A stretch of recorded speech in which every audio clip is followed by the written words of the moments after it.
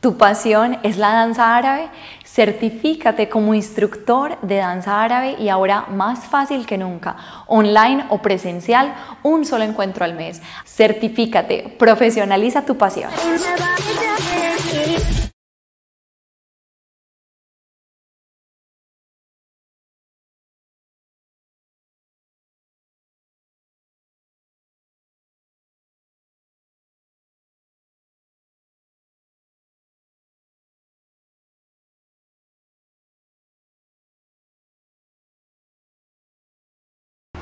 ¿Quieres aprender todo esto? Ashra Baladi, Shabi, Mahraganat, Tara, Muashahat, Nubia, Bormeya, Bambuteya, Falahin, Miley Aleph, Raksalasaya, Técnica Reda, no solo eso, Romani, Karsilama, Dabke, Haliji, Kauleya, Bandari y tantas danzas tan maravillosas del Medio Oriente. Todo esto en nuestra certificación como instructor de danza árabe. Certifícate, profesionaliza tu pasión.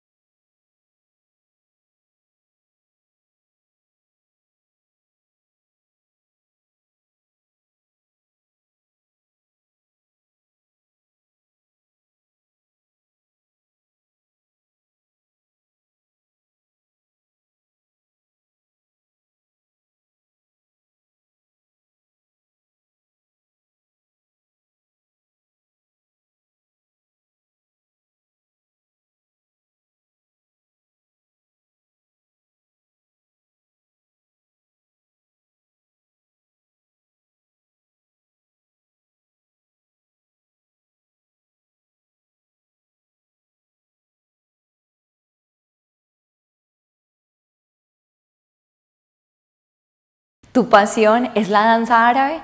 Certifícate como instructor de danza árabe y ahora más fácil que nunca, online o presencial, un solo encuentro al mes. Certifícate, profesionaliza tu pasión.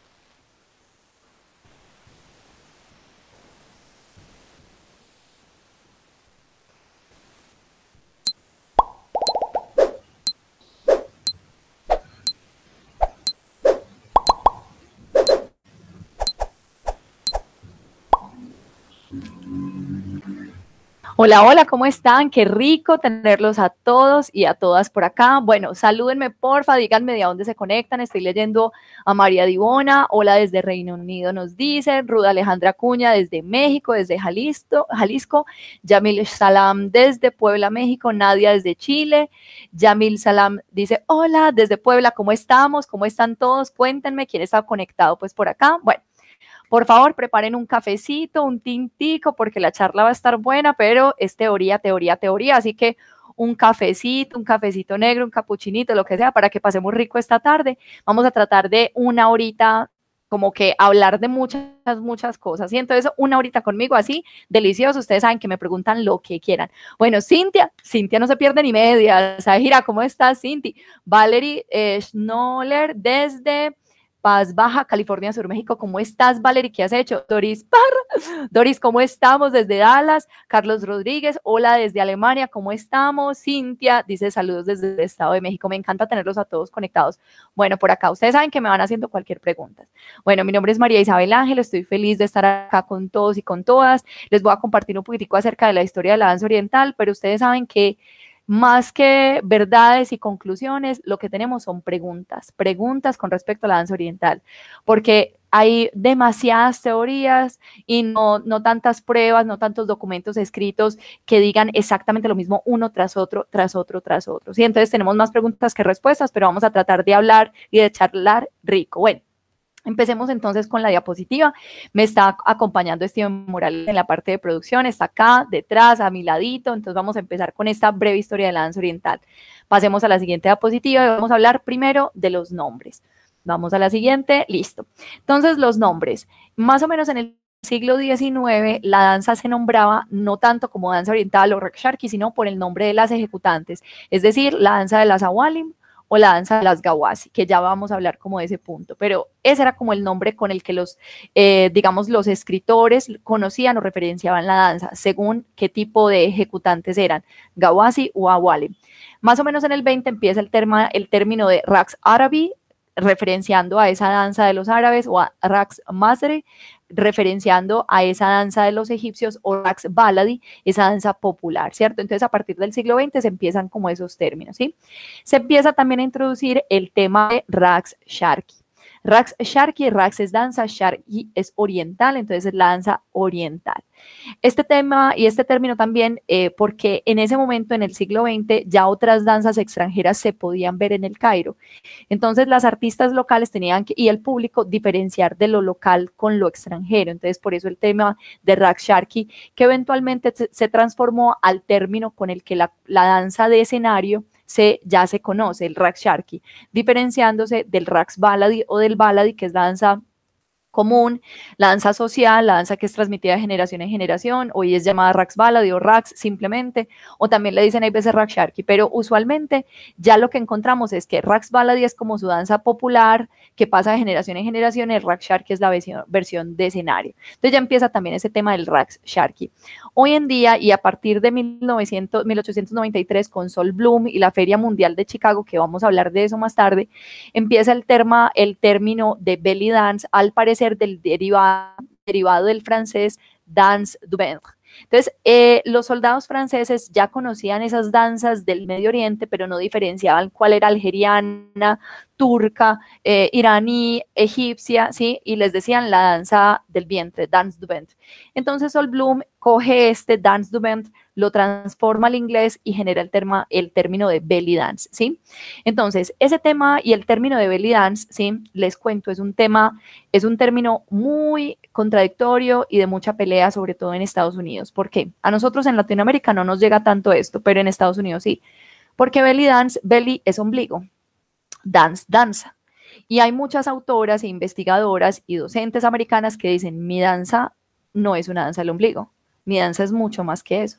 Entonces hay autoras que hay profesoras que uno no puede ni decir belly, no puede, o sea, uno si se presenta ante, mucho gusto, mi nombre es María Isabel, yo hago belly dance, no, yo hago Raqs Sharqi o danza oriental, o sea que es un término que no es muy bien visto por algunas investigadoras y docentes, sobre todo en Norteamérica, ¿sí? Yo, por ejemplo, trato también de evadir un poquito el término y decir que la danza que yo hago es danza oriental o Raqs Sharqi o danza del Medio Oriente, pues dependiendo de qué tipo de danza sea. Acá en Colombia, de los términos más populares es danza árabe, pero eso no es un término 100% correcto porque no es una danza y no fue una danza solo de los árabes, ¿cierto? Hubo otras culturas, ¿sí? Que ya la venían trabajando, ¿sí? En Turquía o en Irán o en otros países del Medio Oriente. Entonces no podemos decir que es una danza solo de los árabes, ¿sí? Que en su inicio solamente aportaron los árabes. En su inicio otras culturas pudieron participar, ¿cierto? Entonces, danza árabe es el término más comercial hoy en día, acá al menos en Colombia, pero no sería el más acertado. El más acertado sería danza oriental o Raqs Sharqi. Entonces, por eso sé que en otros países muchas docentes dicen belly esto, belly esto, belly esto, belly esto, pero hay que tener cuidado, ¿cierto? Porque hay gente que no le gusta ese término y lo sienten muy denigrante, porque nuestra danza es más que una danza del ombligo, ¿no? ¿Sí? Bueno, me van contando, Wendy está conectada, Mónica Gil está conectada, desde Cincelejo Zulay está conectada, me encanta, Ariadna Barbosa está conectada, bueno, qué rico, cualquier pregunta me van diciendo. Bueno, ahora hablemos del origen. Del origen hay mucha información, ¿cierto? Muchas teorías, muchos cuentos, muchas leyendas, pero información exacta, pero es que esto fue así y así, así, tal fecha, tal día y en tal lugar, no, ¿sí? Lo que se dice, afirma Morocco, es que es un vástago, la danza oriental, es un vástago de las danzas africanas, uno que ha perdurado, ha crecido y ha cambiado a través de las épocas. Entonces, al parecer, es un vástago, al parecer, de las danzas africanas, ¿cierto? Afirma también que puede predecer el monoteísmo y por ende no es una danza islámica, ¿cierto? Entonces, del origen, lo que podemos inferir es que puede ser un vástago de las danzas africanas. Pasemos a la siguiente diapositiva. Valentina Ramírez se conecta desde Cali, Abril Martínez también, ¿cómo estamos? Muy bien, Anthony Shea y Bárbara Sellers Young, ellos afirman lo siguiente, pilas ahí, miren, tentadora evidencia iconográfica en la forma de figurines y pinturas en tumbas egipcias y miniaturas persas, entre otras fuentes, evidencian bailarinas en poses altamente estilizadas. Esto ha tentado, ¿sí? Ha motivado a individuos a lo largo de finales del siglo XIX y XX a tratar de hacer una reconstrucción histórica, ¿sí? Las bailarinas en estas representaciones usualmente aparecen como artistas en contextos sociales o de la corte. Entonces, aunque es tentador, ¿sí?, tomar estas miniaturas persas, estos alto o bajo relieves en las tumbas egipcias, estos murales, es muy tentador tomarlo y decir, es que la danza viene del tiempo faraónico, la danza oriental como tal, dice Anthony Shea. Pilas ahí. Pero estas representaciones pictóricas meramente confirman que una danza de improvisación solista existía. ¿Sí? Una danza de improvisación solista, o sea, esto es lo único que confirman, no confirman que sea danza oriental, ¿sí? Las ilustraciones no especifican o identifican específicos movimientos de la danza, que representan. Por ende, una reconstrucción histórica precisa de la danza oriental no es posible, ¿sí? No es posible. Entonces, miren, a nosotros yo creo que todos los profes, sobre todo los egipcios, nos dicen, no, esta danza surge en Egipto y esto viene de los faraones, no sé qué, y uno feliz. Y uno dice, ay, no, sí, porque uno es muy romántico, uno dice, sí, esto viene de los faraones.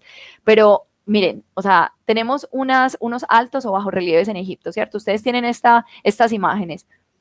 Esto es danza oriental, estamos seguros que eso es lo que se hacía, porque claro, se bailaba, ¿sí? Uno puede leer, bueno, en papiros se puede escribir que el pago a bailarines o ciertos tipos de danza, o sea, como en ciertas festividades, pero ojo, lo que hacían era danza oriental o era otra danza que era la danza de Hathor, la danza de Maat, la danza de Isis, la danza de no sé qué. ¿Sí me entienden? Entonces, por eso no podemos afirmar 100% que nuestra danza viene de una época faraónica, de un antiguo Egipto, o sea, afirmar con certeza no, que es posible, sí, que a todos nos gustaría pensar eso, claro que sí, sí, pero es que no hay pruebas, o sea, nosotros no podemos leer con certeza la calidad y la cualidad del movimiento solamente por ver unos altos relieves o bajos relieves o unos murales en Egipto, ¿sí me entienden? Entonces, los profes nos van a decir, no, esto nace en Egipto, en el antiguo Egipto, no sé qué.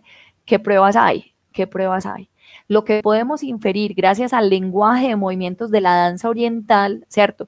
De cadera, de cuello, de manos, es que es una danza que se crea y que se genera en una zona del Medio Oriente y no en un país en particular, sino en una zona, porque es que también la danza no solamente estaba hace muchos años en Egipto, ¿sí?, sino que estaba en Turquía, estaba en Irán, estaba en Marruecos, también estaba en otros, y hay veces eran lenguajes compartidos, lo que se hacía por acá, eran lenguajes compartidos, ¿sí me entienden? Entonces, con certeza no se sabe cuándo y dónde surge la danza oriental, con certeza no se sabe, ¿sí? Bueno, me van contando, hola profe, dice Lau Abreu, me encanta, Mónica Gil, ¿cómo estamos? ¿Sí? ¿Es sinónimo de erotismo? Sí, claro que sí, vamos a hablar ahorita de ese tema, ¿sí?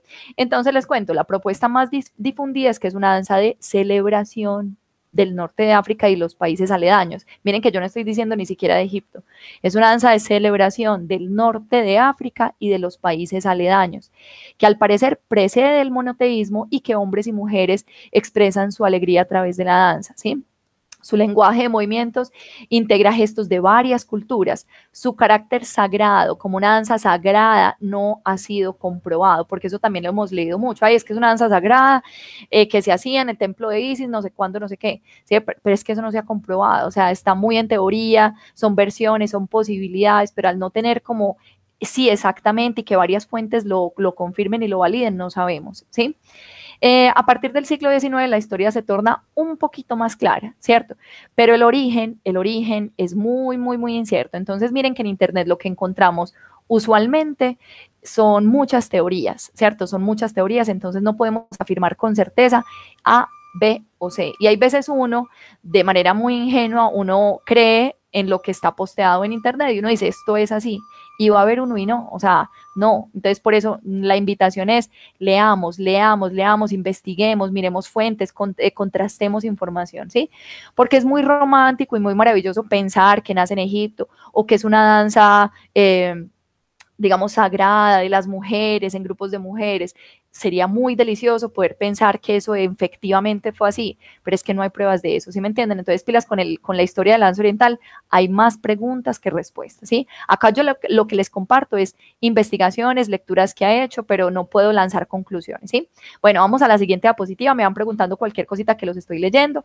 Luz Merio Rego se conecta, ¿cómo estamos? Bueno, vamos a hablar del siglo XVIII y XIX, donde ya se aclara un poquito más la cosa, sobre todo en el XIX. Entonces, ¿cuándo se empieza a documentar más la danza oriental como tal? No estoy hablando de danzas egipcias, danzas faraónicas, no.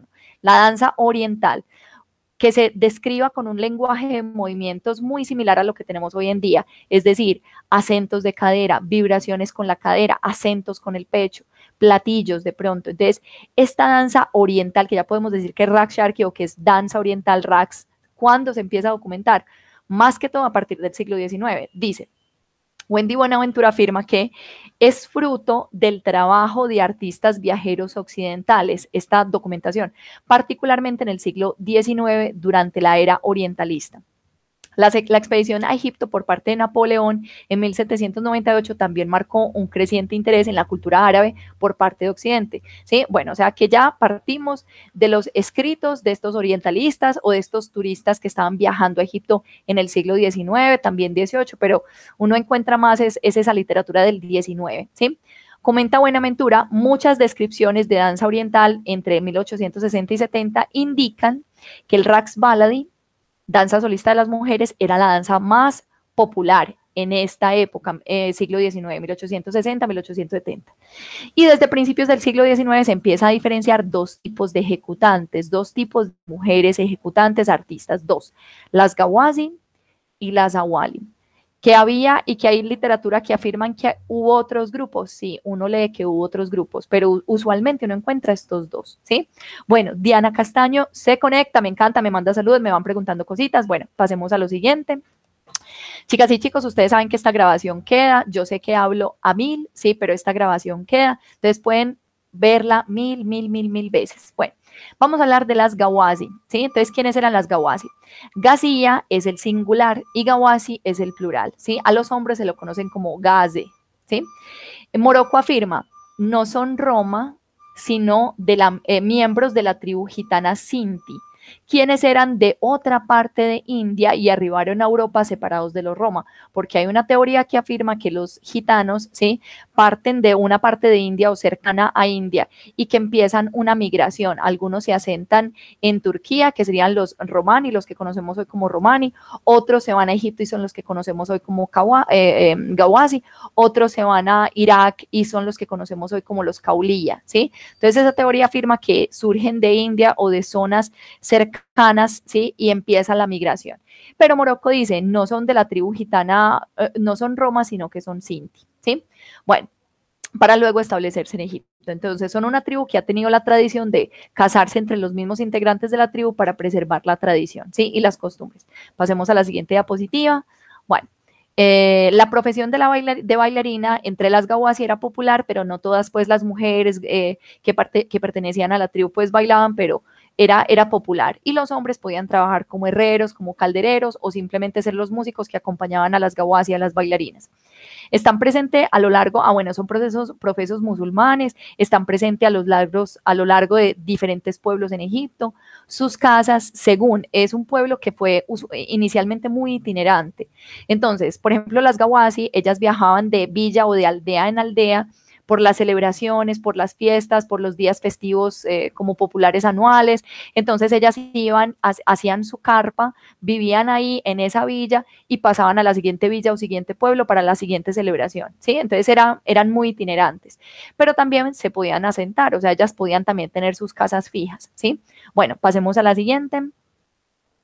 Bueno, según algunos autores, las Gawasi, bueno, esto uno lo encuentra también en la literatura, que no, que son prostitutas, que leían la fortuna, que eran bailarinas también, pero otros autores como Morocco dice, las Gawasi no eran usualmente prostitutas, pues para la cultura gitana es un gran tabú tener sexo con otro hombre que no sea el esposo, pero la conversación, la danza y el coqueteo eran consideradas adecuadas, ¿cierto? Afirma Morocco.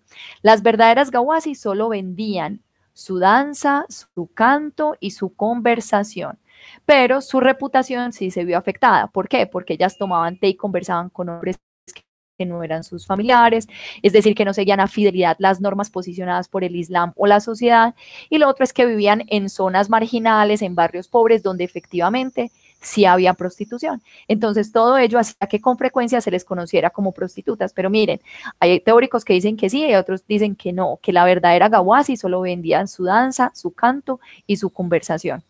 Dice también, las Gawasi danzaban usualmente para clases populares, en lugares públicos y para públicos mixtos, ¿sí? Por ello también su estatus era considerado inferior. Lo hacían en bodas de familias de recursos limitados, en festivales públicos, en Muwalid, que es la celebración del Día del Santo, y al frente de los kahwa o de los cafés. Entonces las Gawasi bailaban más en lugares públicos, en cafés, en los Muwalids, que son las celebraciones del Día del Santo, para públicos mixtos, ¿cierto? Más bien popular, estas eran las Gawasi, ¿sí? Bueno, me van contando si tenemos preguntas hasta el momento, pasemos a la siguiente, ¿sí? Hoy en día, ¿cierto? En pleno siglo XXI se nombra todavía una familia de Gawasi. Ellas son las Banat Mazen, ¿sí? Y hoy en día la última que se dice que queda es Jairia Mazen, ¿sí? Yo tuve el privilegio de tomar clase con ellas hace ya muchos años y o sea, le digo que yo creo que ahí termina el linaje de las Banat Mazen, ¿sí? Entonces les digo, ellas eran llamadas las Banat Mazen, las hijas de Mazen. En Luxor, su padre Yusuf era padre de 5 talentosas bailarinas que eran Suat, Tuja, Jairia, Redja, ¿sí? Firial también, ¿sí? La última de las Banat Mazen que está bailando, como les dije, es Jairia. Ella sobre todo danza en festivales de danza oriental o cuando docentes e investigadoras tratamos de localizarla para tomar clases con ella.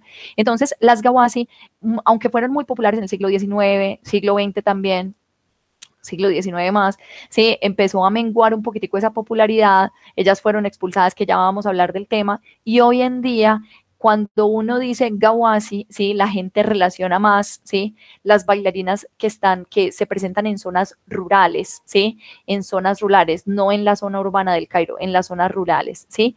Y hoy en día, aunque hubo varias familias de Gawasi en diferentes pueblos, de las más reconocidas fue la familia de Banat Mazen, ¿sí? La familia de las Banat Mazen. Y hoy en día, como les digo, queda es Jairia, ¿sí? O sea, que es un tesoro, pues, para la historia de las danzas o de la danza de Egipto, Jairia Mazen, ¿sí? Bueno, pasemos a lo siguiente. Lorena Torres se conecta. ¿Cómo estamos? Que recuerde por acá, Lore. Bueno, vamos ahora a hablar de las Awalim, ¿sí?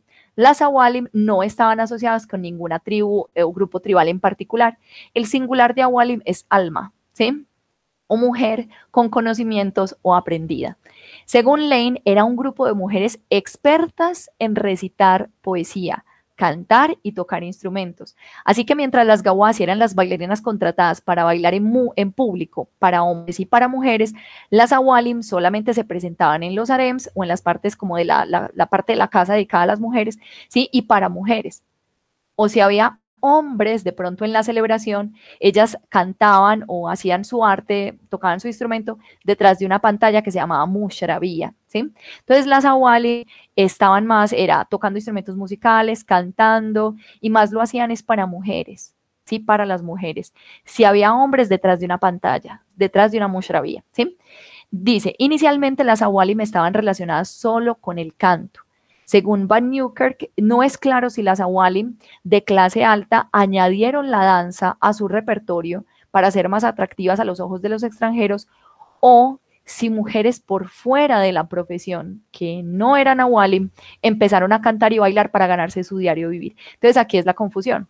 Uno encuentra en la literatura mucho esto, que las Awalim solo cantaban, solo tocaban instrumentos, solamente eso. Pero también uno encuentra, ellas también bailaban. Entonces uno queda, bueno, sí o no, o sea, sí o no. Entonces, lo que se sabe, bueno, y aquí viene otra cosa, y es que supuestamente había un tercer grupo, o un segundo grupo de Awalim, que eran Awalim de clase un poquito más baja, que no estaban como en la élite, y ellas sí bailaban. ¿Sí? Entonces uno queda como plop, confusión, ¿sí? Y había otro grupo que eran llamados los artists, que no eran Awalim. Entonces ahí uno queda doble replop, ¿sí? O sea, no se sabe bien como con claridad porque hay muchas versiones, ¿sí? El caso es que las Gawasi sí estaban más, era celebraciones populares, públicos mixtos, o sea, era como más así del común. Y las Awalim más de la élite, de más para mujeres, si había un hombre entonces detrás de la pantalla. El hecho de que las Awalim danzaran o no es un tema que está muy en gris todavía, o sea, no se ha sentado. Hay teóricos que dicen que sí, hay teóricos que dicen que no. Entonces ahí nos queda la duda. Bueno, pasemos a lo siguiente, me van preguntando cualquier cosa. Listo, vamos a la siguiente diapositiva. Claro, con los Awalim. Listo, ahora sí pasamos a la siguiente. Muchas cualidades debían tener las Awalim. Entonces dice aquí en la anterior diapositiva, ahí se nos fueron dos. Esperemos, Steven está en la parte D, me está acompañando la parte acá técnica, ahí volvimos. Entonces, muchas cualidades debían tener las Awalim. Citando a Sabari, ¿sí? Fraser afirma que entre ellas estarían, o sea, cualidades de las Awalim: habilidad para el canto, excelente conocimiento del árabe y de las reglas de la poesía, habilidad para improvisar en el momento, palabras y música que se ajustara a la ocasión, y una posesión de un amplio repertorio de canciones antiguas y nuevas. Ellas estarían mucho más cultivadas que otras mujeres en el Oriente, saben leer y escribir y muchas de ellas son poetas. Entonces miren que aquí es música, es poesía, ya está. Muy bien, ahora sí pasemos a la siguiente diapositiva. Seguimos hablando entonces de las Awalim. Eso es. Ahora sí, las Awalim gozaban de un muy buen nombre gracias a sus gestos modestos, a su educación, al uso del velo para cubrirse, y afamadas Awalim serían Bamba Kashar, Safía el Coptía, Amina el Sirafía, bueno. Pero este nombre se empezó a deteriorar. ¿Por qué? Porque entonces tenemos las Gawasi por un lado, tenemos las Awalim por un lado, por el otro lado, ¿cierto? Entonces llegó un momento en donde los turistas extranjeros no reconocían cuál era cuál y ya había un grupo como de Awalim bailando, entonces a todas les empezaron a decir Gawasi, ¿sí? A todas las bailarinas Gawasi o a todas las bailarinas Awalim. Entonces ese buen nombre, esa reputación que tenían las Awalim, esa diferenciación, ese nicho que ellas tenían, ¿sí? De ser las artistas y las poetisas de la élite, se empezó a borrar, ¿cierto? Y ya o les decían Gawasi a todas, o le decían Awalim a todas, entonces ya no hubo diferenciación. Y lo otro es que había efectivamente mujeres que sí utilizaban la danza, ¿sí? Como fachada de la prostitución, ¿cierto? Entonces ahí el nombre de las Awalim empezó a decaer un poquito. Se dice que ellas, durante la expedición de Napoleón en 1798, se dice que ellas empezaron a salir de la vida pública, a retirarse de la vida pública. Algunos teóricos afirman que es porque no querían presentarse delante de los, pues ni entretener a los soldados. Otros dicen, no, ellas se retiraron, y se quedaron como más en las casas de sus patrocinadores, como de sus pasha, o sea, como que se retiraron un poquitico de la vida pública y le cedieron el espacio a las Gawasi para que se presentaran, ¿sí? Eso es lo que se dice. Bueno, entonces vemos aquí el declive y que ya van perdiendo notoriedad, ¿cierto? Van menguando un poquitico como ese estrellato y de esa fama que tenían las Awalim, ¿sí? Bueno, muy bien, pasemos a la siguiente diapositiva. Listo, había un tercer grupo, ¿sí? Imagínense que había hombres bailando también. Había dos tipos, los Kawal y los Gink. Los Kawal eran los bailarines hombres nativos egipcios, y los Gink eran los extranjeros, podían venir de Turquía, de Grecia, de Siria, en fin. Ellos se vestían muy a la moda de las Gawasi, ellos podían tener su cabello largo, ellos se depilaban todo el vello corporal, se hacían trenzas, se podían pintar los ojos con col o las manos con henna, ¿sí? Estos eran los bailarines hombres. Entonces los Kawal, los nativos egipcios, y los Gink, los extranjeros, ¿sí? Muy bien, pasemos a la siguiente diapositiva. Estamos hablando entonces de las Gawasi, de las Awalim y ahora vamos a hablar de la prohibición. Bueno, cuéntenme hasta el momento cómo vamos, denme señales de vidas porque no los escucho, me cuentan cómo vamos. Bueno, hablemos de la prohibición. Resulta que en 1834 Mohammed Ali prohibió la presentación de bailarinas públicas, principalmente en el Cairo y en Alejandría. Eran como los megacentros, Cairo y Alejandría.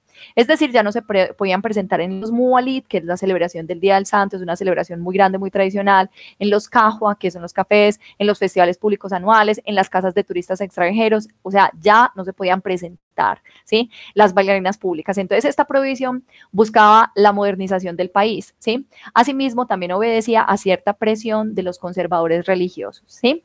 Esto dio como resultado la expulsión de El Cairo de las Gawasi. Entonces, estas Gawasi se fueron más hacia el sur, hacia Esna, hacia Kena, hacia Luxor también, ¿sí? Bueno, pero existe también una contradicción y es que no se sabe si esta prohibición solamente afectaba a las Gawasi o también las Awalim, ¿sí? Porque hay escritos y hay descripciones de estos turistas extranjeros que estaban afincados en el Cairo en el momento, donde en esa época de la prohibición todavía ellos escribían que acababan de ver o escuchar cantar a las Awalim en pleno Cairo, ¿sí? Entonces, no se sabe 100% si la prohibición también aplicó sobre las Awalim o no aplicó sobre las Awalim, ¿sí? El caso es que sobre las Gawasi, sí. Entonces ellas empezaron a migrar más al sur. Bueno, me están dando señales de vida por acá. Dice Luz Mary que vamos muy bien, Zulay me manda un abracito, Valerie me dice que estoy maravillada, me encanta, María Divona dice, vamos excelentemente, Ruth me dice, encantada, listo, me preguntan cualquier cosa, listo. Esta fue la prohibición de 1834 que expulsó a las Gawasi del Cairo. ¿Por qué? Por presión religiosa, porque también estaba generando como disturbios con los soldados franceses o los soldados extranjeros que estaban en el Cairo. También había prostitución ahí de por medio, en fin, algunas Gawasi o Awalim estaban logrando mucha notoriedad, entonces varios factores motivaron y también la modernización del país a que se generara esta prohibición. Bueno, muy bien, pasemos a la siguiente diapositiva, ¿sí? Doris me dice, súper, qué información tan valiosa. Sofía Muñoz me dice, un momento donde las venenas tenían más libertad. Pues yo creo que ha habido varios momentos, ¿sí? Y vamos a hablar de eso. El caso es que eso depende de ante qué público, de qué situación política, económica, social se esté viviendo en el país respectivo, ¿sí? O sea, y dependiendo de qué tipo de danza oriental, por ejemplo, dependiendo de qué tipo de danza. Por ejemplo, Sofi, si hablamos de 1950 o 60, ¿sí? Los bailarines folclóricos, y hablo de la tropa Reda, ¿cierto? Tenía más libertad, ¿sí? Que las Gawasi o que las Awalim en ciertos momentos históricos. Entonces, la danza ha tenido momentos como de libertad, de apoyo, de que a todos nos gusta, ¿cierto? Pero eso depende de qué tipo de danza y en qué contexto político, socioeconómico, religioso. ¿Sí me entienden? Eso depende.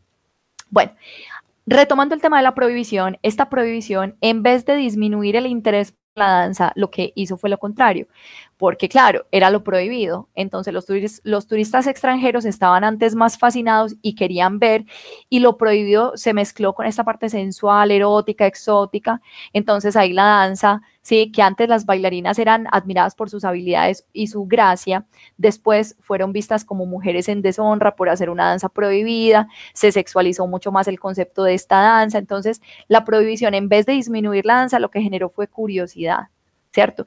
Pero estos viajeros no solamente, o sea, no solo veían la danza como un arte, algunos de ellos, sino que veían esta parte de sensualidad, de erotismo, pues, en fin, entonces ahí la danza fue golpeada un poquitico. Ahora, lo que sí se afirma es que esta prohibición efectivamente que hizo que algunas bailarinas o performers de cualquier tipo, al no tener trabajo, se dedicaran a la prostitución. Entonces se elevó el número de filas, ¿sí? En este campo. Y lo otro, el aumento de los hombres bailarines, ¿sí? Se dice que los hombres bailarines en esta época de la prohibición aumentaron las filas, los kawal y los gink, ¿sí? Bueno, Luego la prohibición sería levantada y las Gawasi podrían retornar al Cairo, ¿sí? No se sabe si retornaron. Algunos autores dicen que retornaron en el reinado, en el gobierno de Abbas Pasha, que fue del 48 al 54, y otros dicen, no, esta prohibición duró más y no sería sino hasta 1870 donde se levantaría la prohibición. El caso es que se levantó y eventualmente las Gawasi pudieron retornar al Cairo o Alejandría. Muy bien, ahora sí pasemos a lo siguiente. Bueno, vamos a hacer un paréntesis. En este momento estamos hablando de las Gawasi, de las Awalim, estamos hablando de eso, de Egipto en esa época, y que los turistas extranjeros estaban viendo estas danzas del Medio Oriente, las estaban viendo allá. Pero, ¿qué pasa si yo no puedo viajar al Medio Oriente, si yo no puedo viajar a Egipto? Entonces, el resto del mundo, ¿cómo conoce las danzas del Medio Oriente? Y por eso vamos a hablar de la Feria Mundial de Chicago de 1893. Vamos a la siguiente diapositiva. ¿Qué es una feria mundial o la World's Columbian Exposition? Resulta que estas ferias, la primera se daría en Praga en 1791, luego en Londres en 1851, París, en fin. Estas ferias lo que hacían es exhibir los mayores avances tecnológicos y culturales del mundo. Eran ferias inmensas, como ven en la foto. Imagínense que la feria mundial no era simplemente como pues 3 edificios y ya, o 3 no sé, locales y ya, no, eran 200 edificios separados. Todos, a excepción de uno, eran temporales, que en este caso fue el Palace of Fine Arts, ¿sí? Entonces, la feria, vamos a hablar en particular de la feria de 1893 de Chicago, en Estados Unidos, y que fue el lugar en donde se dice que las danzas del Medio Oriente se popularizaron en Norteamérica y comenzaron a difundirse en gran escala, ¿sí? Entonces, estamos hablando de la Feria Mundial de Chicago, estamos hablando de 1893, estamos hablando de un lugar grandísimo, grandísimo, con 200 edificios, en donde la danza oriental ganaría cierta notoriedad, ¿cierto? Entonces pasemos a la siguiente diapositiva. Bueno, María Ivona me dice, hoy en día se mantienen los prejuicios, mis colegas piensan que no es para ellas cuando les cuento que estudio danza oriental. Claro, María, o sea, hasta hoy en día yo creo que cargamos todas, pues, pero yo creo que más en Medio Oriente que acá en Occidente, porque en Occidente lo bueno es que la danza oriental o la danza se ha relacionado mucho con fitness, con salud, con el redescubrir el femenino, con, sí, o sea, salud y fitness. Entonces, o sea, aquí en Occidente yo creo que se nos hace un poco más fácil poder danzar libremente que en los países árabes, porque ya vamos a hablar de eso, pues al final hablamos como de eso. Entonces, en esta feria mundial, imagínense que se destinó un lugar para el entretenimiento. Este lugar para el entretenimiento se llamaba el Midway Pleasance, ¿sí? Y era administrado por Sol Bloom, el que vemos ahí a la derecha, ¿sí? Este Midway Pleasance o lugar de entretenimiento, ¿sí? Incluía, imagínense, una villa turca, una calle llamada la Cairo Street, villas alemanas, austriacas, algerianas y hasta un campamento esquimal, imagínense. Entonces, porque la idea era como evidenciar y visibilizar cómo vivía el resto del mundo, o sea, cómo. Imagínense en un momento donde obviamente no había internet, estamos hablando de 1893, donde para conocer lo que sucedía en la otra parte del mundo, yo creo que sería a través de estas ferias, o escritos, libros, de pronto algunas postales, ¿sí? Pero como más, uno sabía cómo se vivía en un campamento esquimal, ¿sí? Entonces, bueno, este Midway Pleasance tenía esto. En la calle Cairo se podía comprar artesanías egipcias, se podía comer y degustar platos egipcios, se podía ver un show en el teatro egipcio, bueno, pero resulta que no sabemos a ciencia cierta, o sea, si al 100%, no sabemos qué tipo de danza se hizo allí, ¿cierto? Al parecer eran Gawasi, ¿sí? Al parecer, pero también Sol Bloom había visto unas mujeres algerianas, ¿sí? En una feria donde él estuvo, yo creo que fue en París, en la feria de París vio algerianas, ¿sí? Entonces, y hay una diferencia entre las danzas algerianas, ¿sí? Y si hablamos de las Gawasi, ¿cierto? Entonces, hoy en día no se sabe a ciencia cierta si las danzas que se veían en el Midway Pleasance, en la calle Cairo, en el teatro egipcio, en este lugar, si eran Gawasi o no, ¿sí? No se sabe, ¿sí? Y se generó una leyenda, la leyenda de Little Egypt, del pequeño Egipto. Resulta que fue una bailarina que logró pues una fama increíble porque supuestamente escandalizó al público de Chicago, popularizó el uso del recién inventado cierre o zipper, le causó supuestamente un infarto a Mark Twain y protagonizó una de las primeras películas de Thomas Alva Edison, imagínense. El caso es que todo esto es falso, o sea, no se sabe a ciencia cierta hoy en día quién fue Little Egypt. ¿Por qué? Porque imagínense que fue tanta su popularidad, ¿cierto? Y que causó esto, hizo aquello, no sé qué, no sé qué, que todo el mundo empezó a querer contratar a Little Egypt para sus propias celebraciones en las casas, no sé qué, estamos hablando de Estados Unidos, 1893. Entonces, un personaje así, una celebridad, o sea, generando esta curiosidad, que hizo aquello, que se movía de tal manera, entonces empezó la gente la quería contratar. Entonces, claro, hubo bailarinas, tanto locales como extranjeras, como del Medio Oriente también, que empezaron a llamarse, ay, es que yo soy Little Egypt, ay, no, yo soy Little, no, yo soy Little Egypt. Entonces, hoy en día no se sabe quién fue. Sí, hay un libro que se llama Looking for Little Egypt de Donna Carton, en donde ella propone que o fue Ashea Webb o Farida Mazar, pues, pero no se sabe exactamente quién fue Little Egypt, pero sí se propone quién pudo haber sido. El caso es que fue la sensación y la bomba de esta Feria Mundial de 1893. Muy bien, pasemos a lo siguiente. Conectarme, me encanta acabo de conectarme, me encanta esta idea de la historia de la danza árabe para saber más de nuestra pasión, me encanta Maffer, bienvenida, ¿sí? Bueno, Sol Bloom, vamos a hablar de Sol Bloom, ¿sí? El problema de Sol Bloom, o no el problema, o sea, lo que se le critica un poquito a Sol Bloom, ¿sí? En la literatura, es que él publicitó la danza oriental, ¿cierto? Pues, o no la danza oriental, la danza, el belly dance, porque supuestamente él acuñó el término de belly dance, traducido del dance du ventre. Entonces, él lo que hizo fue que empezó a vender como esta danza, belly dance, una danza súper sensual, erótica, exótica, mujeres moviendo libremente sus caderas, en donde las mujeres, si ven en la foto, las mujeres se vestían en capas, media velada, corset en agua, el vestido, guantes, el sombrero, no sé qué, y llegan estas mujeres de pronto con faldas, sin corsets, moviendo libremente sus caderas. Entonces, obviamente, lo que se dio a conocer en Norteamérica fue una danza con un carácter demasiado sensual, demasiado erótico, donde las mujeres, o sea, donde un concepto muy vulgar, ¿sí me entienden? Entonces, por eso Sol Bloom es criticado por algunas autoras y dice, bueno, listo, popularizó las danzas del Medio Oriente, generó cierta curiosidad por el Medio Oriente, pero es el precio que pagamos, ¿sí? O sea, el precio tan alto que pagamos, porque entonces conocen la danza oriental como una danza vulgar, ¿sí me entienden? Entonces, ahí hay autores que critican un poco como el efecto y que generó Sol Bloom, ¿sí?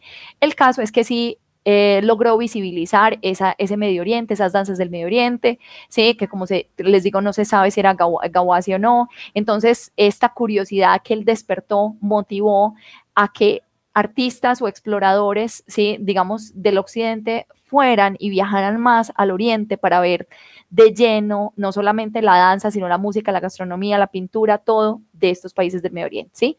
Y también motivaron a que artistas del Medio Oriente, músicos o bailarines, ¿sí? Migraran a Occidente buscando oportunidades, ¿cierto?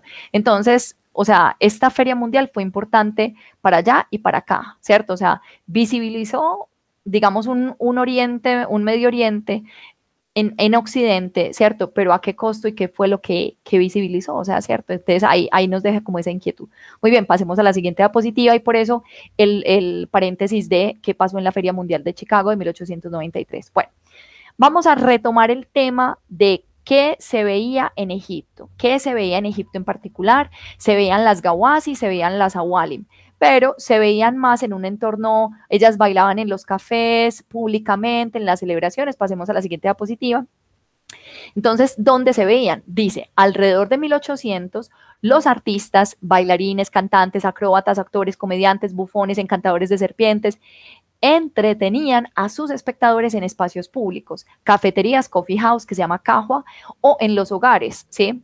O también durante los días festivos religiosos como el Mualit, ¿sí? Bueno, en las bodas, circuncisiones, o sea, en 1800 se veían, eran estos espacios públicos o en eventos particulares que la celebración X o Y o Z. Pero resulta que en la segunda mitad del siglo XIX se creó una zona en el Cairo llamada Esbequía o Azbequía. que incluiría calles colmadas de artistas y de cultura, como la calle Mohammed Ali o la de Madeline. Si ven en la foto de la izquierda, miren acá a el Ezbequiyah, ahí vemos como un jardincito, un parquecito verde, este sería Ezbequiyah, la zona de Ezbequiyah, y alrededor muchas construcciones, hoteles, teatros, casinos, de todo, ¿sí? Bueno, muy bien, pasemos, ¿sí?, a la siguiente. Bueno, listo, entonces estamos hablando de la zona de Ezbequiyah. Me pregunta Lore Arango, ¿aún se realiza en la actualidad algo como esta feria? No sé, Lore, corchada. ¿Alguien de pronto que esté conectado nos puede decir si las ferias mundiales todavía se realizan o no? A mí me parece que sí, en alguna parte leí, pero no, francamente no estoy segurita. No sé si alguien quiere comentar de pronto acá y nos colabora, o vean, y buscamos y una vez resolvemos la duda. Bueno, así que, ¿cómo y por qué se generó esta zona, este distrito de Ezbequiyah? Bueno, les cuento. Resulta que era un lago, ¿sí?, que se formaba por las crecidas anuales del río Nilo, ¿sí? Durante el periodo de Mohammed Ali Pasha, ¿sí?, de 1805 fue el periodo de él hasta el 48, el lago fue drenado y se convirtió en unos jardines espectaculares, que vemos acá a la izquierda, en la foto de la izquierda. Luego llegó el Khedive Ismail Pasha en 1800, que tuvo su mandato entre el 63 y el 79 de 1800, y él aprovechó los jardines, pero los cambió. Él construyó, o sea, él dejó un jardín más pequeño, un parque más pequeño, y alrededor empezó a construir, porque él quería un París en Egipto, en el Cairo, un París en el Cairo. Él quería modernizar, volver más europeo el Cairo. Entonces, a la izquierda ven la foto previa, ¿sí?, de los jardines, ¿sí? Ya se había drenado el lago, pero los jardines que construyó Mohammed Ali Pasha, y a la derecha ven ya después, bajo la mano de Ismail Pasha, donde se hace un jardín, un parque más pequeño, y ya se construye alrededor. ¿Por qué es importante la zona de Ezbequiyah? Ya les voy a contar, vamos a la siguiente diapositiva. Bueno, no sé si habían escuchado de la zona, ¿sí?, de Ezbequiyah. Me cuentan si sí la habían escuchado o no la habían escuchado. Bueno, esta área, pilas, tendría jardines, boutiques, teatros, restaurantes, cafés, música acompañada de la voz de las Awalim, de la voz de las Awalim. Miren, no estoy diciendo danza, de la voz de las Awalim, que podía ser apreciada a través o después o a través de una cortina en estos café chantant o café concert. Un café chantant es donde se puede gustar de una bebida y se puede también escuchar música como un concierto, ¿sí? O danza, se podría ver danza también. Entonces, los jardines de Ezbequiyah, miren la foto tan divina ahí que les conseguí, ahí se ve el jardín, el parque Ezbequiyah, el distrito y la construcción alrededor, 1925 la foto, bueno. Los jardines de Ezbequiyah se convertirían, pilas, en el punto focal de la bulliciosa escena del entretenimiento del distrito, ¿sí?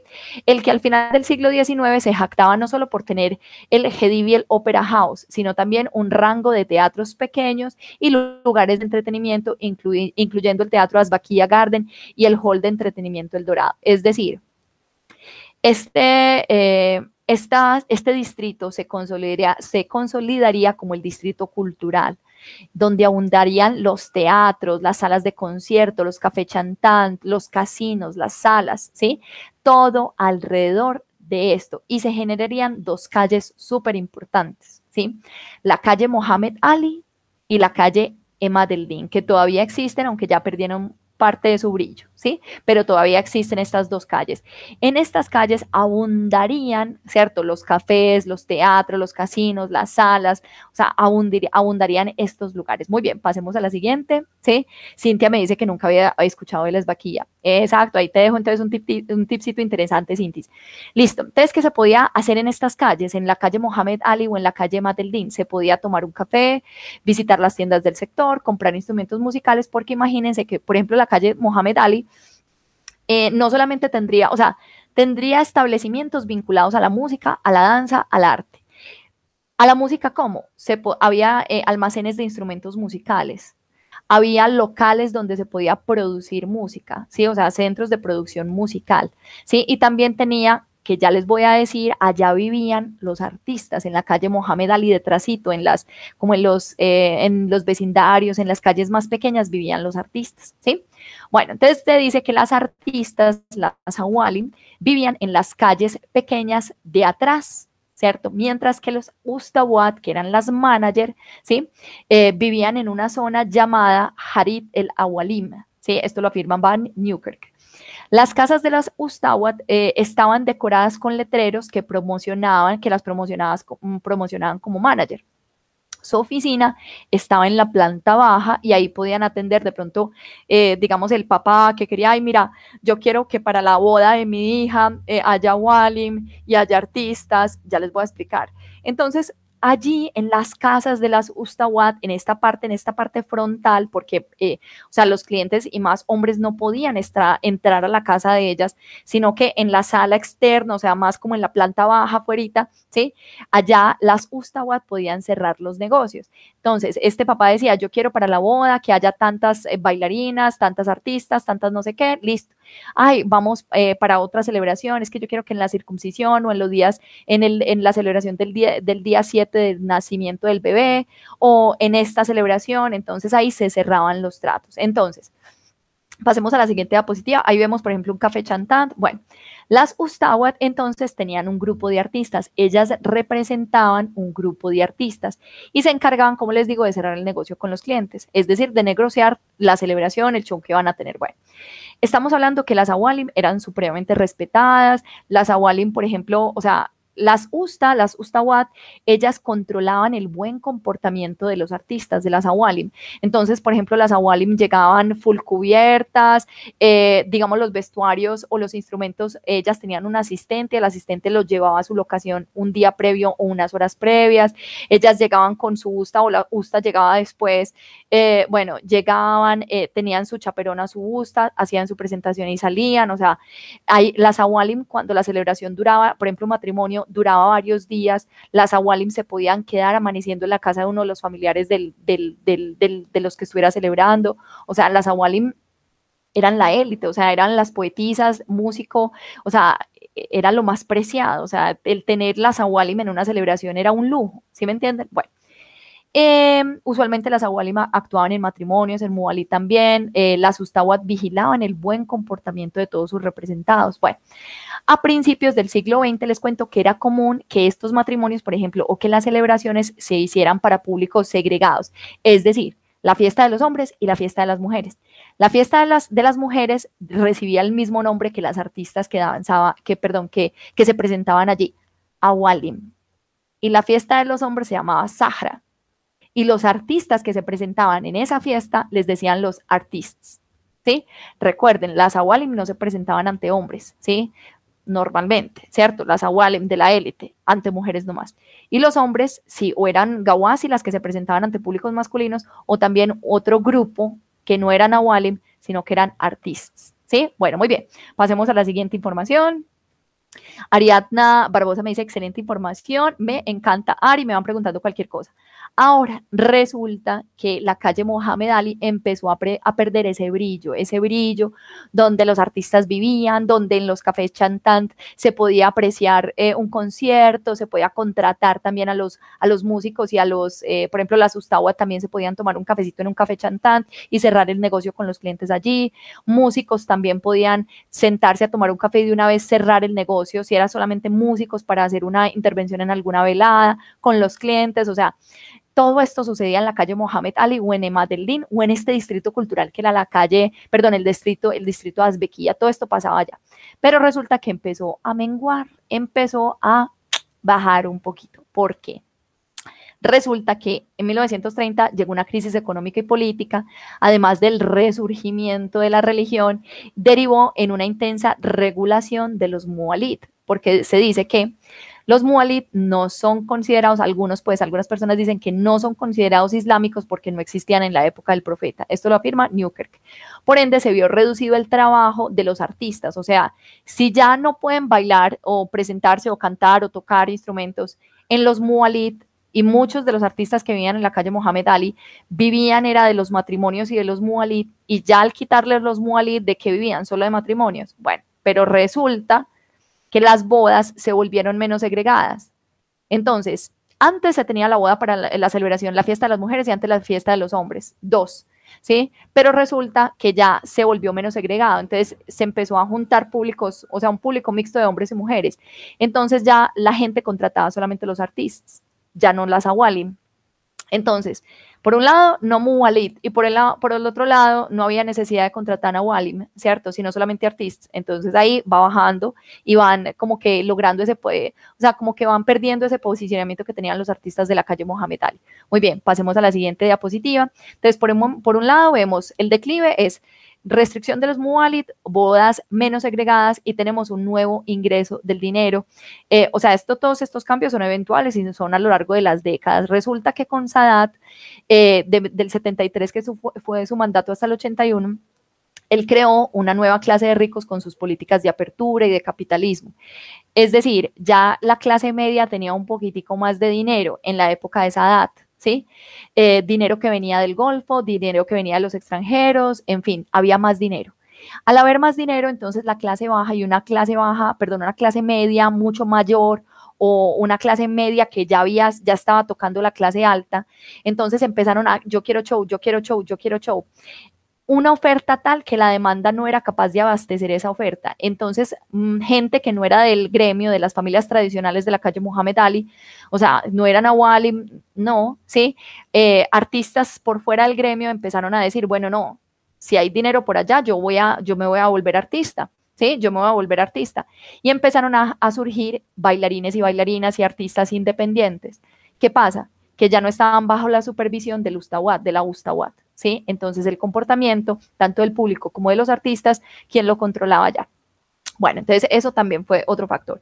Y luego se empezaron a generar a partir de 1970, pero también previo, o sea, como que a que la danza no estuviera como solamente en las bodas, en celebraciones públicas, en no sé qué, sino que se empezó a crear que esta idea de que la danza podía estar en establecimientos cerrados, ¿sí? Me refiero a casinos, me refiero a teatros, me refiero a hoteles, me refiero a lugares cerrados donde se pudiera controlar y legalizar más el tema de los artistas. Entonces todo esto llevó al declive de la calle Mohamed Ali y de los artistas de la calle Mohamed Ali, ¿sí? Muy bien, me cuentan si hasta ahí vamos muy bien. Listo, pasemos a lo siguiente. Bueno, actualmente la calle Mohamed Ali todavía existe, o sea, les digo, uno todavía se puede tomar un juguito de naranja, tomar un café, un chai, que es un té, todavía se puede, pero ese brillo ya no está, o sea, no, ya no está, ahí todavía se pueden comprar instrumentos musicales, pero se puede ver de pronto algún show de danza de alguna local, pero, o sea, no, el brillo ya no está. Muy bien, pasemos a lo siguiente. Bueno, ahora vamos a hablar de estos lugares a donde la danza, o sea, estos lugares cerrados, estos lugares ya donde la danza estaba en un espacio puntual, ya no en la celebración, en la casa, en los parques, en los mualit, no, ya en halls de entretenimiento. Sí, vamos a hablar de eso, pasemos a la siguiente diapositiva. Entonces, íbamos a hablar del Golden Age. Entonces, a principios del siglo XX, tanto el Cairo como Alejandría se convirtieron como en focos culturales, ¿sí? Hablemos un poquitico del contexto, ¿sí? Recordemos que durante la Primera Guerra Mundial, que fue del 14 al 18, el Cairo fue base militar, albergando británicos, australianos y otras tropas. Y luego, al terminar la guerra, muchos soldados se quedarían en sitio, ¿sí? Protegiendo los intereses de su propio gobierno. De manera que para los 1920 y 30 había mucho soldado que quería ser entretenido allá en el Cairo, ¿sí? Muy bien, pasemos al siguiente. Entonces, este es como el contexto de qué tipo de público había para estos halls de entretenimiento, ¿sí? Bueno, Cintia me dice que va súper bien. Muy bien, pasemos a la siguiente diapositiva. Cintis, ¿cómo van? Me van contando. Listo. En la capital egipcia, varias áreas de la ciudad, como ya les habían contado, emergieron como focos culturales. Entre ellas, Esbequía y también las calles de Mohamed Ali y de Emad el-Din, ¿cierto? Estas calles, entonces, contendrían varios establecimientos conocidos como halls. También los llamaban casino, teatro, sala, masra, nightclub, ¿sí? Así se conocían. Esa es una foto, por ejemplo, de 1920 de la calle Emad el-Din, ¿sí? Entonces, en esta calle y en la calle Mohamed Ali, en la Emad el-Din y en Esbequilla en general, empezaron a gestarse estos lugares donde el arte estaba contenido, ya no era el arte en la danza en un matrimonio o la música o en un mualid o en un festival, sino que ya en un lugar, ¿sí? Y lo más importante es que la danza ya no era eventual, y que yo veo bailar cada matrimonio, no, o sea, uno podía tomar la decisión de este viernes voy a ver danzar, ¿sí? Porque, o sea, ya estos lugares tenían su programación mensual. Entonces ya la danza pasó de un contexto mucho más informal, mucho más social, a algo más artístico, cultural y específicamente yo quiero ver danzar en un casino, ¿sí? Entonces ahí ya cambia el contexto. Muy bien, pasemos a lo siguiente. Bueno, pasemos a la siguiente. Sofía Muñoz me dice, ¿se puede decir que Mata-Hari participó en la guerra? No sé, Sofi, no sé. Yo de Mata-Hari, no sé, como es más, digamos, un poquitico de... o sea, no estamos hablando de una de los grandes personajes de la danza en Egipto en particular, no sé. Entonces no te puedo decir sí, sí o sí no. Bueno, algunos estructurados, bueno, hablando de estos casinos o de estos teatros, algunos de ellos estaban estructurados como un teatro, o sea, las sillas y el escenario. Pero otros eran las mesas, las sillas alrededor, la gente podía degustar de una bebida, una entrada, un snack al tiempo que veían el show. Bueno, estos shows o estos lugares como teatros, estas salas, estos casinos, el casino no es el que pensamos que es lugar como para apostar, no. Un casino era simplemente un espacio donde se podía ver un show, o sea, un concierto, un poeta, danza, ¿cierto? Narradores, bueno. Eran shows de variedad, de teatro, de música y de danza, al estilo de estos café chantante europeos. Sí, artistas no solo locales, sino extranjeros también se podían presentar. Entonces, miren que aquí, y uno lee mucho en esta literatura, o sea, en esas descripciones 1920, de los 30, de no sé qué, que las bailarinas que estaban danzando en estos casinos no eran todas egipcias, ¿sí? Había marroquíes, había algerianas, había turcas, ¿sí? En estos espacios, ¿sí? Entonces, habían extranjeras danzando en el Cairo en el momento. Bueno, se dice que desde finales del siglo XIX y principios del XX ya existían varios lugares de este tipo, tanto en Alejandría como en el Cairo. Muy bien, en la foto vemos, por ejemplo, el Dorado, ¿sí? Uno de los primeros halls de entretenimiento del Cairo. Muy bien, pasemos a la siguiente información, ¿sí? Yuri me manda piquitos y aplausitos. Bueno, me van preguntando cualquier cosa, qué rico verte por acá, Yuri, conectada. Bueno, en los halls de entretenimiento, por ejemplo, el Dorado fue uno súper famoso, donde el Raksharki se dice que se convertiría, ¿sí? En el protagonista. El show constaba de diversas danzas ejecutadas por una bailarina solista o diferentes danzas ejecutadas por una y luego otra solista. Se dice que en los halls de entretenimiento se desarrollaría el Raksharki que conocemos hoy en día. En la foto de la izquierda se ve el Dorado y se ven los músicos y las bailarinas de la época. Entonces estaban sentadas allá y bajaba una, bailaba una y se volvía a sentar. Bajaba, se volvía a sentar, era así, ¿sí? Ya después empezó la moda de las bailarinas de coro, que fue posterior, es decir, que hay varias bailarinas apoyando a una solista o solamente las de coro. Eso llegaría después, ¿sí? Bueno, muy bien, pasemos a la siguiente información. Listo, ¿sí? Varios factores aportaron a ese desarrollo del Raksharki que conocemos hoy en día, ¿sí? Entonces, aunque ese Raksharki que conocemos hoy en día se empezó a gestar, ¿sí? De manera un poco más clara en este siglo XX, o sea, 1920, 1930, más o menos por esa época, con los casinos, con los teatros, con las salas, ahí se empezó como a gestar, varios factores empezaron a involucrarse. Por ejemplo, el hecho de que bailarinas locales interactuaran con artistas de otros países, ¿sí? Entonces, lo que crearía una oportunidad para la danza egipcia de absorber elementos técnicos y estéticos de estilos no egipcios de danza. Artistas egipcias trabajarían junto a artistas europeas o del Medio Oriente o del Norte de África o de Turquía. Y lo que les decía, de hecho, las primeras performances de Raqs Sharki como tal, se dice que eran marroquíes, persas, sirias y tunecinas, ni siquiera egipcias, ¿sí? Otro factor sería la música. Los músicos en este momento ya se estaban dejando permear por tecnologías y estéticas occidentales, ¿sí? Y también el típico taht, el taht es el ensamble, es como del art músico previo, eran cuando había solamente por ahí 6 músicos en escena, un canún, un laúd, un nai, darbuka o un rec más común y el cantante de pronto. Ese es el tag, es un ensamble corto, chiquito, ¿sí? Luego este ensamble cambiaría a la firqua, que la firqua es, digamos, la orquesta, el grupo, la compañía grande, ¿sí? Entonces la música aquí no solamente se dejaría permear, ¿cierto?, por una estética más occidental, sino el número de músicos en escena. O sea, antes pasábamos de un tact que eran máximo 6, 7 personas, 6, 7 músicos, a pasar a una orquesta de 30 músicos. O sea, que la música también cambió en este momento. Muy bien, pasemos a lo siguiente. Estamos hablando de cómo se empieza a consolidar ese Rakshaki, ¿sí? ¿Qué factores estuvieron involucrados ahí? Entonces el espacio también estaba cambiando, ¿sí? Antes se danzaba en la sala, ¿sí? En el patio, de donde se fuera a dar la celebración, o si era un mualit en un cierto stage que se preparaba para el mualit, ¿sí? Pero ahora estos clubes, estos teatros tenían un escenario grande, ¿sí? Central o al fondo y los espectadores detrás, ¿sí? El escenario cambió, ¿cierto? Entonces, por ende, el repertorio tenía que cambiar. Y también, o sea, la danza no podía ser tan, digamos, monótona en cierto sentido, o sea, tenía que involucrar un poco más de repertorio para entretener un público, no por 15 minutos o 20, sino por 2 o 3 horas, porque si el público estaba en el teatro o en el casino, era un público que estaba consumiendo, que estaba pagando por jugo, por café, por licor, por lo que fuera, ¿sí? Entonces, al dueño del establecimiento le convenía que el cliente se quedara mucho tiempo allá. Entonces el show cambió un poquito, ya no podía ser monótono, no podía ser, y además que no era participativo, ¿cierto? O sea, se creó esta barrera también de los artistas allá, del público acá, entonces no era como en un matrimonio que uno está bailando con todo el mundo y todos estamos celebrando y todos estamos aplaudiendo y podemos bailar lo mismo por 3 horas y nadie se cansa. No, aquí había que entretener el público. Entonces el espacio, el escenario como tal cambió, pero también la danza y el repertorio dancístico. Ahora, características occidentales, por ejemplo, el concepto de coreografía, ¿sí? El concepto de coreografía cambiaría, ¿sí?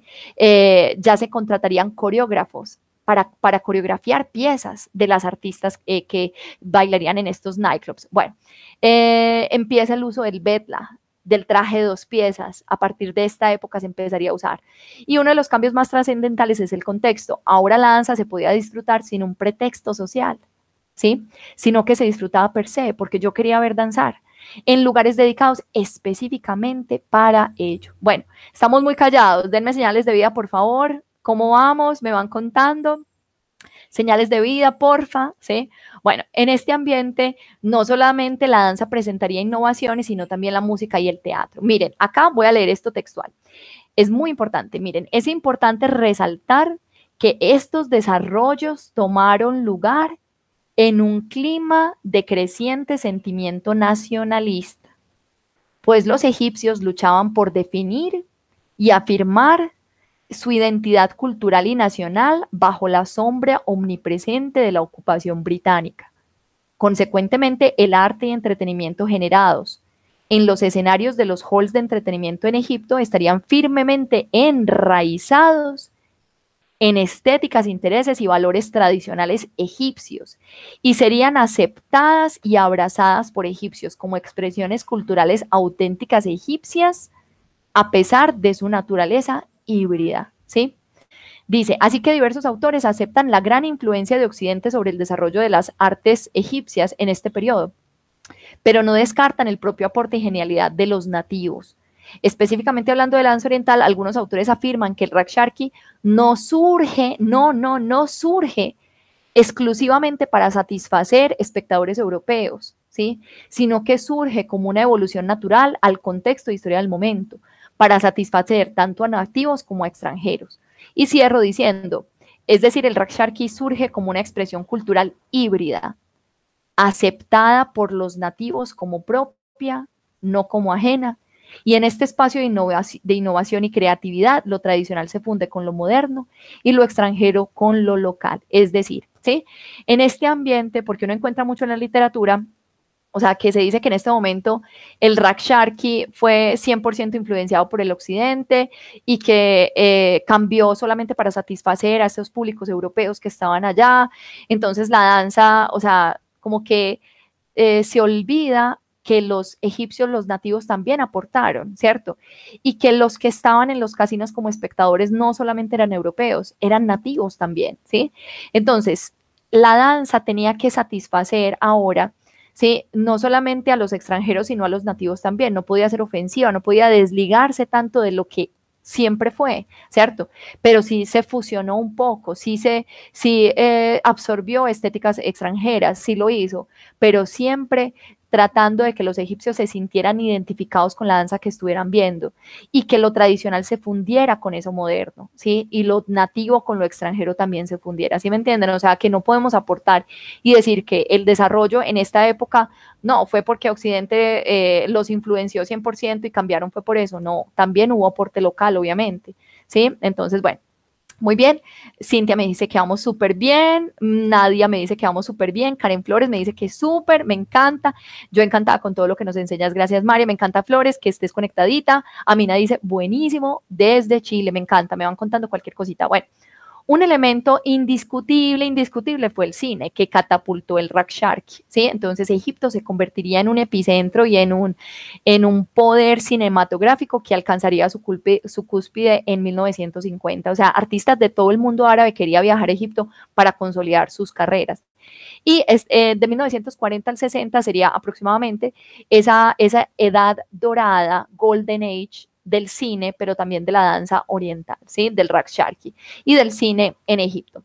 Entonces resulta que Badia Masabni, que ya ella tiene que ver, y ya les voy a hablar un poquitico, voy a hacer un paréntesis con Badia Masabni, fue una productora, fue actriz, bailarina, cantante, pero fue más como administradora y productora y dueña, propietaria de establecimientos muy afamados. Ella en 1936 le dio por producir y protagonizar una película llamada The Queen of the Theaters, la reina de los teatros, donde ella aparecía bailando en su sala, ¿sí? Bueno, resulta que esta película fue súper popular, fue súper famosa, y a partir de entonces muchas películas empezarían a tener danza, ¿sí? Y carreras como la de Samia Gamal, Tahia Carioca, Naima Kef y muchas otras se consolidarían y ¡prum! O sea, explotarían, ¿sí? Muy bien, pasemos a lo siguiente. Me dice Yoli que vamos súper bien, ¿sí? Yamil Sala me dice, estoy tan atenta e imaginando qué dice, se hace una película en mi mente. Encantada de conocer más de la historia de esta maravillosa danza. Me encanta, Yami, me encanta. Bueno, hablemos ahora sí de Badia Masabni. Les digo, de Badia Masabni hay mitos en los mitos, ¿sí? Pero resulta, ella nació alrededor de 1894 en Siria y en los 20 se muda a Egipto. Entonces, una de los grandes mitos que uno ve es que ella tuvo solamente el Casino Ópera. Ella fue dueña del Casino Ópera en 1926 y no, ¿sí? Ella abrió varios casinos, varios halls de entretenimiento, varios. El primero fue en 1926.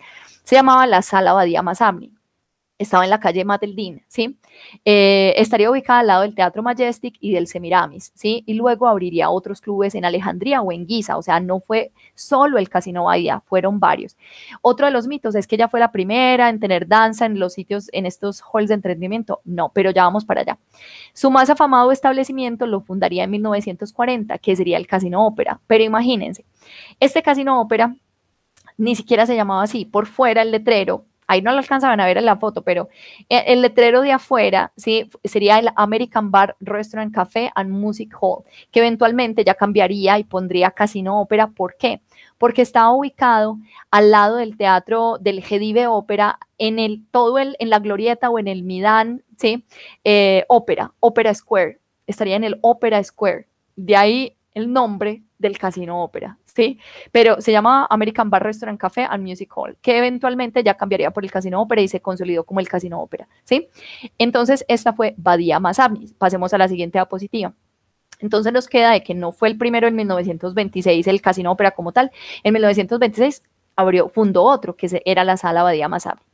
Resulta que este club de 1940, el Casino Ópera, logró muchísima notoriedad porque ella se inventaba danzas que fueron muy populares, que la danza del pavo real, que la danza de no sé qué, o sea, danzas. El Charleston también supuestamente ya lo introdujo y lo popularizó en el Cairo. Bueno, además se dice que tuvo el primer escenario circular en Egipto, el primero, ¿sí? Este lugar se consolidaría como un club legendario, pues, y es que Badia sabía vender. Ahí uno puede leer varios pósters, o sea, afiches o notas de periódico, y ella la mejor danza de todos los tiempos, una nueva danza, no has visto nada igual, o sea, ella sabía vender, entonces este lugar fue legendario. Y artistas, no solamente como Samia Gamal o Tahea Carioca, artistas también iniciarían o consolidarían su carrera, como Farid El Atrash o Mohamed Abdel Wahab o hasta Kulthum, ¿sí? Habían, o sea, participaron de la programación del Casino Badía, porque acuérdense que estos, o del Casino Ópera o cualquiera de sus lugares de entretenimiento, estos lugares eran centros de shows variados, ¿cierto? Música, danza, poesía, de todo, no era solamente danza. Es más, se dice que en su primer casino ella no tuvo danza oriental, ¿sí? O sea, de entrada, sino que lo puso despuesito, meses después, ¿sí? Bueno, en la foto vemos a Farid El Atrash, a Tahea Carioca, a Beba, bueno, en fin, varias leyendas pues de la música de la danza, ¿sí? Muy bien, pasemos a lo siguiente. Estamos hablando entonces de Badia Masabni, ¿sí? Entonces Badia sería una fuerza innovadora sobre el Rakshari. Ahora, varios mitos. Entonces, uno lee mucho, ay, Badia fundó el primer hall de entretenimiento. No, El Dorado, por ejemplo, ya existía desde 1870. Badia estableció el primer matinal solo para mujeres. No, en 1919 el Teatro Egipciana ya lo tenía. Badia fue la primera en fusionar la música occidental con la música oriental, egipcia o árabe. Sí, no, ya otras personas, otros músicos habían fusionado, o digamos que la música egipcia, o sea, lo que se estuviera componiendo en Egipto ya podía haber estado fusionado, influenciado por Occidente, ya había otros que estaban, que ya habían dado sus primeros pinitos, o sea que con respecto a Badia hay muchos mitos, y Badia finalmente muere en Líbano en 1975, este era un pequeño paréntesis, esta foto me parece divina porque está Tahea Carioca dándole un pico a Badia Masabni, ¿sí? Muy bien, pasemos a lo siguiente. Bueno, estas son de las grandes leyendas, Tahea Carioca, Samia Gamal y Naima Akef, aunque hubo muchas otras, pero estas son las más reconocidas. Muy bien, pasemos a la siguiente diapositiva, ¿sí? Listo, la calle de las pirámides y la actualidad. Por acá Moni en los comentarios está dándole como algunos tipsitos o información con respecto a la pregunta que nos hizo Sofía ahorita más anterior, pues ahorita, antesito de Matajari. Vamos a hablar de la calle de las pirámides y de la actualidad, ¿sí? Entonces, resulta, ¿sí?, que íbamos muy bien en Ezbequilla, en la calle Mohamed Ali, en estos casinos, íbamos súper bien, la danza estaba allá, grandes estrellas, Tahea Carioca, Samia Gamal, eran estrellas adoradas. Hoy en día uno todavía puede prender un televisor en el Cairo y ver en Egipto y ver una película donde esté presente Tahea Carioca o Samia Gamal. O sea, se convirtieron en leyendas, en adoradas por el público, ¿cierto? Pero resulta, ¿sí?, que no todo fue, pues, y no todo siguió así como de rosas, ¿cierto?, en color rosa. Dice que la danza, durante el siglo XX, la danza, aunque era aplaudida por un segmento de la población, también era criticado por otro, ¿sí? Los cambios políticos, la depresión económica y sobre todo el incremento del conservacionismo religioso afectarían negativamente los espacios de la danza. Entonces, se dice acá, Rushdie dice, los music halls fueron atacados por oleadas de incursiones de la policía egipcia a lo largo de los 20, los 30 y los 40. ¿Por qué? Porque eran lugares donde los hombres y las mujeres se podían mezclar, ¿cierto? O sea, ¿por qué? Porque, o sea, antes no había tanto problema, pero se empezó a afianzar ese conservacionismo religioso, que empezaba a ver mal el hecho de que hombres y mujeres se mezclaran en un solo recinto. Entonces, eso por un lado. Por otro, porque en estos lugares había una práctica que se llamaba FAT. ¿Y el FAT qué es? El FAT es que las artistas podían hacer su show, ¿cierto? Cantaran o bailaran específicamente, yo lo he leído más relacionado con la danza. Entonces bailaban o antes de su danza, ¿sí? Y luego pasaban y se sentaran a tomar una copa de licor o a tomar una bebida con el público. Esta es la práctica del FAT. Entonces, esto no significa que sea prostitución, pues 100%, ¿cierto? Sino que, ¿por qué? Los dueños de los establecimientos, ¿cierto?, ganarían más dinero porque la bailarina llegaba, conversaba con el espectador, con el cliente del establecimiento, el cliente la invitaba a ella a tomarse algo, entonces se gastaba más dinero, ¿cierto?, conversaban, y también la bailarina comisionaba sobre eso que el cliente consumiera, ¿sí? Entonces, pero no estoy hablando de que era que eso es 100% prostitución, no, o sea, era simplemente una práctica que podía haber, sí, claro, sí, pero era una práctica, es más, para generar ingresos, tanto para la bailarina como para el dueño del establecimiento. Entonces, esta práctica del FAT no era bien vista por los conservadores, ¿cierto? Y además que en este momento se estaba consumiendo licor, ¿sí? Libremente, pues digamos, libremente en este momento histórico, ¿sí? Por ende, ¿cierto? Entonces tenemos el FAT por un lado, tenemos el licor por el otro lado, tenemos un público mixto, hombres y mujeres por el otro lado. Entonces, esto llevó a que empezara la presión, ¿cierto?, de los políticos y de los religiosos para regular lo que estaba pasando, ¿sí?, en estos lugares de entretenimiento. Entonces empezaron a surgir leyes para controlar la danza, para abolir el FAT, para que las bailarinas se vistieran de cierta manera, por ejemplo, una época en donde les exigían cubrirse el vientre con una malla, o a que las bailarinas tuvieran una licencia de trabajo, y para lograr esa licencia había que pasar ciertos exámenes, ¿sí? Entonces empezaron a presionar, ¿cierto? Y también como a motivar a que la danza migrara, ya no estuviera en Ezbequilla, ya no estuviera como en el centro, sino que estuviera más a las afueras, ¿sí? Entonces, todo esto, aunque golpeó la danza oriental, no la silenció totalmente. A pesar de que la zona Ezbequilla perdió su brillo, otros espacios se crearon donde la danza sobreviviría. Espacios como la calle de las Pirámides, que ya vamos a hablar de eso, o los hoteles 5 estrellas. Muy bien, pasemos a la siguiente diapositiva, ya estamos terminando. Muy bien, la calle de las Pirámides. Entonces, la calle de las Pirámides es legendaria, lo dice Hammond, un área de clubes, ¿sí? Cabarets, casinos, ha dado a luz a multimillonarias estrellas del Raksharki, ha provocado cruzadas moralistas y ha sido escenario de muchas protestas en contra del orden establecido. Ahí vemos la calle de las Pirámides a la izquierda, una calle larguísima que conecta el centro con Giza, y vemos a Lucy, una de las bailarinas que todavía es dueña de un casino que se llama el Parisina, en donde ella se presenta hoy en día. Entonces, pasemos a la siguiente diapositiva. Resulta que los dueños de los clubes empezaron a pensar, no, nos están presionando mucho en el centro, en Ezbequilla, nos están presionando mucho, vamos a migrar a las afueras, ¿sí? Y entonces empezaron a migrar a Giza, a la zona de las pirámides, pero resulta, entonces dice que a partir de 1940 empezaron a aparecer los clubes nocturnos y casinos en la calle de las pirámides, donde se podía disfrutar de música y de danza, ¿sí? Entonces, ¿por qué? Porque donde no llamarían tanto la atención de los detractores de la danza, porque estos dueños de los casinos, de los nightclubs, querían irse del centro e irse más afuera, a Giza, no a estar en el centro, pero esta paz no duró mucho, porque resulta que la ciudad empezó a crecer, ¿sí? Y ya lo que antes era a las afueras fue absorbido por un barrio, ¿sí? Barrio con casas de gente normal, ¿sí? Entonces antes, donde ellos estaban, digamos que protegidos porque estaban a las afueras, no estaban en el ojo público per se, ya la ciudad los consumió y ya uno ve alrededor y detrás, ¿sí?, de los nightclubs, uno ve detrás casas de familia. Eso fue lo que pasó. Esto se evidencia, entonces empezó a generar un conflicto, ¿cierto? Esto se evidencia en, por ejemplo, un incendio gigantesco de 12 de los 14 clubs que en 1977 estaban. Incendiaron 12 de los 14, imagínense. Este y otros episodios repercutieron negativamente en la popularidad de la calle de las Pirámides, haciendo que algunos clubes se mudaran o simplemente cerraran, ¿sí? Sin embargo, la danza se adapta. Entonces, desde los 60 y hasta la actualidad, ¿a dónde migró la danza? ¿Sí? Aunque uno la puede ver todavía en la calle de las Pirámides, todavía se puede, pero migró más, o las grandes pues estrellas, ¿dónde están? En los hoteles 5 estrellas. Entonces, a partir de 1960, uno veía las grandes estrellas como Fifi Abdo, Nayo Fouad, Soher Saki, hoy en día Dina, ¿sí?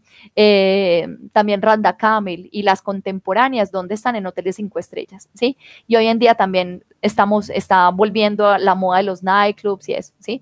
Pero fue fuerte el hecho de que después de la calle de las Pirámides empezaran a resguardarse en hoteles 5 estrellas. Muy bien, pasemos a lo siguiente, ¿sí? Bueno, actualmente diversas bailarinas, ahí ya vamos a finalizar, me preguntan cualquier cosa, ya voy por la última. Entonces, actualmente, diversas bailarinas, aunque reconocidas por millones en todo el mundo, también sufren ocasionalmente el rechazo y crítica de otros, especialmente de los más religiosos. Entre los egipcios, existe una fuerte contradicción. ¿Por qué? Porque les encanta ver danzar, pero que no sean sus hijas, ¿sí? Esa es la joda. Les encanta ver danzar, ¿sí? Pues y además uno se baja del avión en el Cairo y hay música por todas partes. Moto que se respete, moto, no carro. Moto que se respete. Tiene música a todo taco. O sea, Xavi, hoy en día Mahraganat, o sea, pero a todo taco. Taxista que se respete.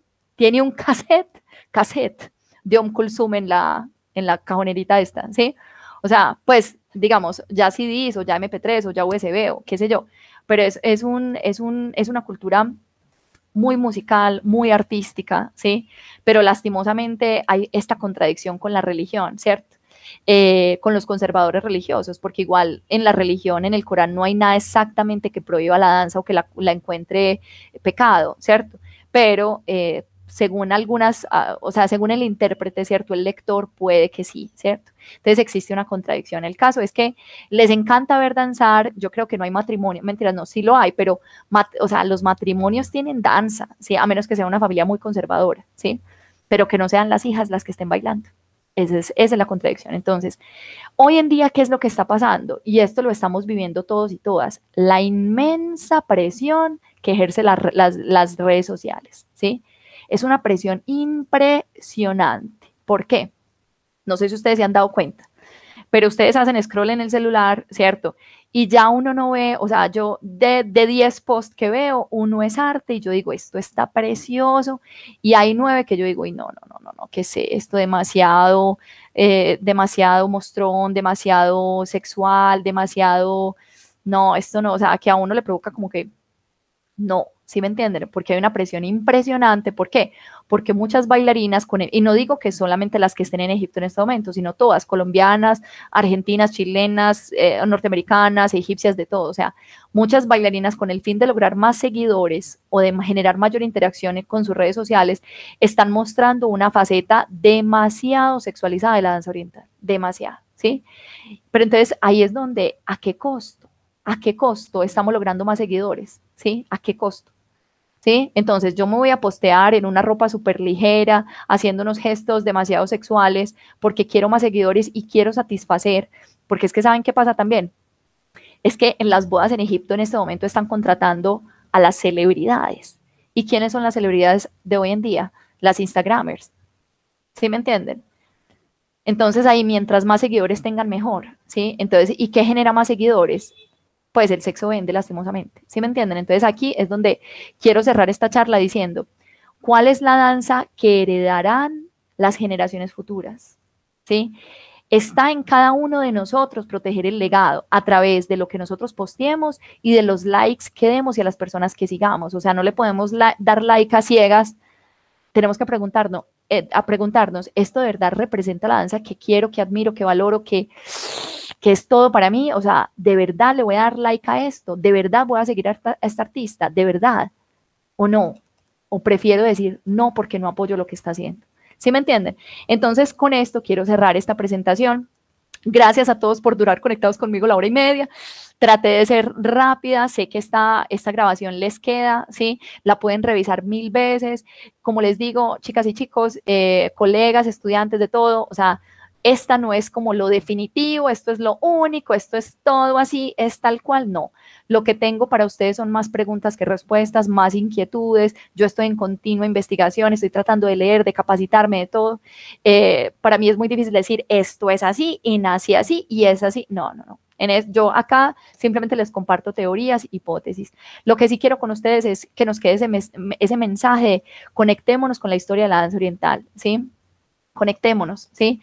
Con esas épocas doradas, conectémonos con esa estética, con ese arte, con esa música, ¿sí? Cuestionémonos acerca de la danza que estamos realizando en este momento, cuestionémonos acerca del lenguaje que utilizamos para describir nuestra danza, el mismo nombre, ¿sí? Acerca de la música que escogemos, acerca del vestuario que estamos utilizando, acerca de la técnica que estamos empleando y acerca sobre todo del motivo por el cual estamos danzando. Yo danzo solamente para que otro me vea y me vea súper sexy, o danzo porque esto es arte, ¿sí me entienden? Bueno, muy bien, picos para todos y para todas. Gracias a Steven Morales que estuvo acá en la parte de producción. Nos vemos entonces en una próxima oportunidad. Recuerden que me pueden seguir por redes sociales. Estamos haciendo muchos cursos online y presenciales. Así que nada, picos. Gracias a todos. Chao, chao.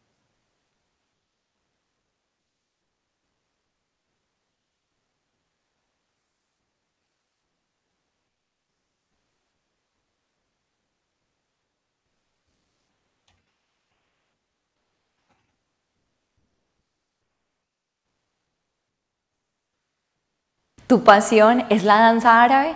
Certifícate como instructor de danza árabe y ahora más fácil que nunca, online o presencial, un solo encuentro al mes. Certifícate, profesionaliza tu pasión.